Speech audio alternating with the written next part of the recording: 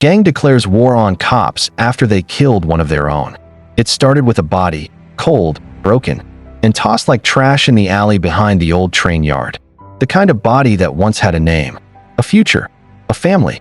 Now, just another statistic. But not this time.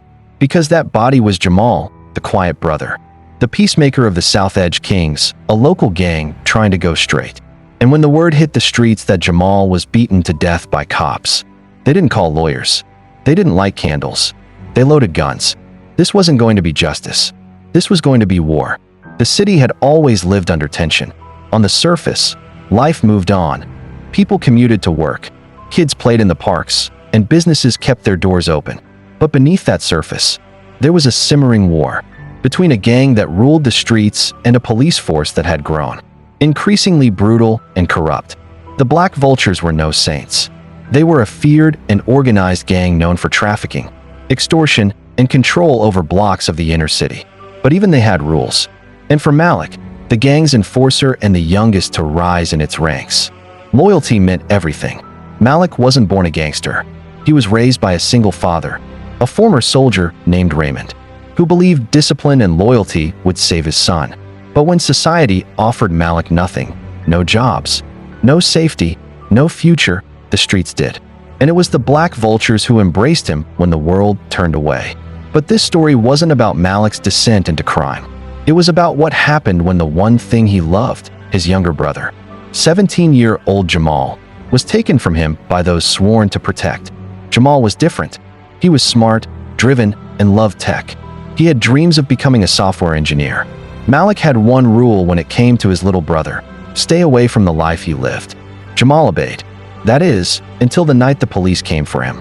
Jamal was walking home from his part-time job at a pizza shop when an unmarked police vehicle stopped him. A few officers had been searching for a suspect in a robbery nearby.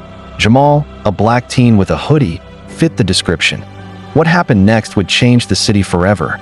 The cops claimed Jamal resisted. Witnesses said he pleaded with them, showing his ID, insisting he had just come from work. Body cam footage later revealed how the officers escalated. They threw him to the ground, handcuffed him, and beat him savagely. One officer, whose face was later blurred in media reports, slammed Jamal's head into the pavement again and again. By the time an ambulance arrived, Jamal was unresponsive. He was in a coma, brain swelling, broken ribs, collapsed lung. The city officials said it was an unfortunate misunderstanding. The officers were placed on administrative leave. Malik was in a warehouse meeting when he got the call. His hands shook. His eyes burned. He raced to the hospital. When he saw his brother's broken body, barely breathing, tubes running from his nose and mouth, something inside him snapped. Raymond, their father, stood silently by the hospital bed. Rage and grief tangled in his expression. But Malik? Malik was no longer just a gang member. He was a brother who had been pushed beyond the edge. If you or someone you know has been affected by police brutality, share your story with us. Together, we can demand justice and create change. The media coverage was predictable, vague headlines like, "Teen injured in police encounter." But social media was another story. Videos from bystanders surfaced. Outrage spread. Protests erupted. Yet still, no officer was charged. No arrests. No accountability. That's when Malik made the decision. He wasn't going to protest. He wasn't going to wait on justice. He was going to bring war to those who brought violence to his family. Malik called a meeting with the heads of the Black Vultures. He laid out his plan, not random violence, but strategic, targeted attacks against those specific officers and their allies in the corrupt system. Surveillance, leverage, exposure. It started small. One of the officers involved, Officer Tyler, came home one night to find his car on fire. No one was hurt, but a message was sent. Another, Officer Green, was doxxed, his financial records leaked, his home address exposed. Then came the real strike. In the dead of night, 3 officers from the precinct were ambushed. Not killed, but restrained, stripped of their weapons, and left bound outside the courthouse with "We Remember Jamal" spray painted across their uniforms. The incident embarrassed the department. The police chief called it an act of terrorism, but the public response was divided. Many on social media began calling Malik a vigilante. Others warned the gang was becoming too dangerous. The city was on the verge of collapse. Then came the moment no one expected. A leaked recording surfaced, allegedly from inside the precinct. It revealed the cops joking about Jamal's assault, mocking the video going viral, and calling protesters clowns. The city exploded. Even those who once trusted the police began turning. City council members demanded an investigation. The mayor held a press conference calling for healing, but offered no justice. Jamal was still in a coma. Raymond rarely left the hospital.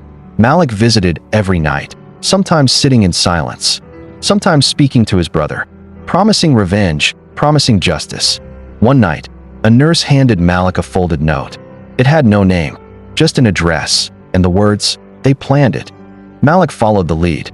The address led to a small apartment in the outskirts of the city. Inside, he met a woman, Denise, a former 911 dispatcher, who had quit 2 weeks after Jamal's incident. She told Malik the truth. The officers that night weren't even assigned to that neighborhood. They were on an unsanctioned patrol, a black bag squad, formed to teach lessons to suspected gang affiliates. Jamal's name had been flagged because of Malik. The beating wasn't a mistake. It was a warning to Malik. The realization nearly broke him.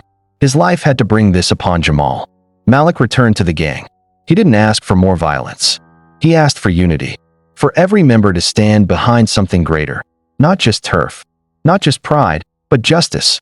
That week, dozens of members of rival gangs joined forces, not for war, but for a march, masked in silence, holding up signs of Jamal's bruised face. The image went viral. The city was now in full crisis. The police set curfews. National Guard was called. And in the middle of it all, a boy lay unconscious, unaware that his pain had set off a revolution. As the city teetered on the brink, something shifted. The narrative changed. People began to see the systemic issue, the corruption, the brutality, the silence. They saw Jamal, not as a gang affiliate's brother, but as a child, a victim. And then, finally, came a glimmer of change. A federal investigation was launched. One officer turned informant, admitting that Jamal's attack was premeditated. The officer who smashed Jamal's head into the pavement was arrested. The others were suspended pending trial. Jamal eventually woke up, but the boy who opened his eyes was not the same. He couldn't walk. He couldn't speak properly. But when he saw Malik, he cried. And Malik, the enforcer, the feared gang member, broke down in his arms. The public rallied. Donations poured in for Jamal's recovery. Celebrities spoke out.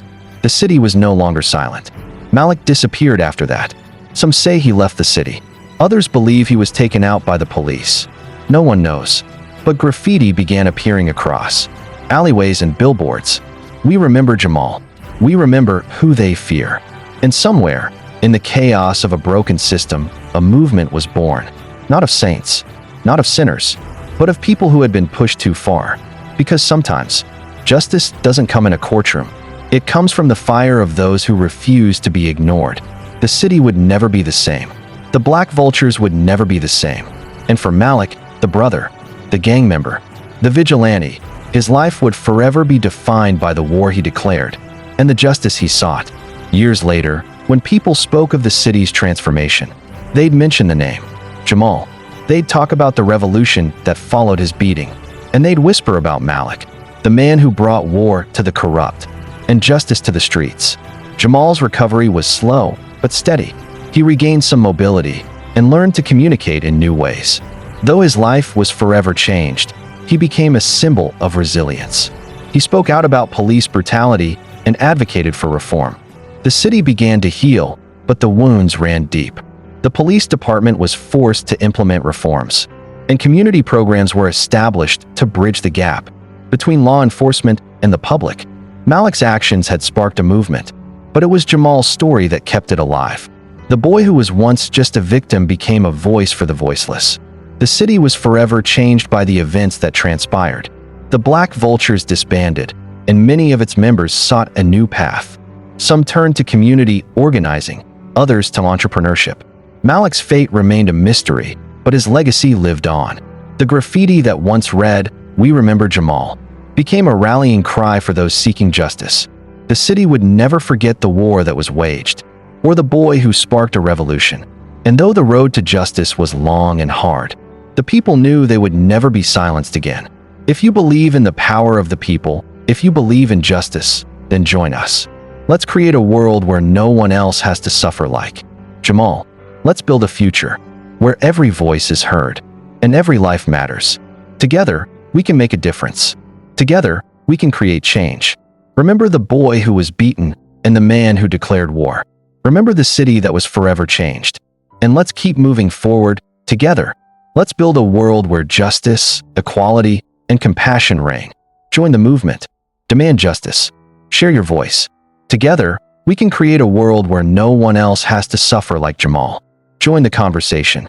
If you're moved by Jamal's story and want to see more content like this, please like this story to show your support. Comment below with your thoughts and questions.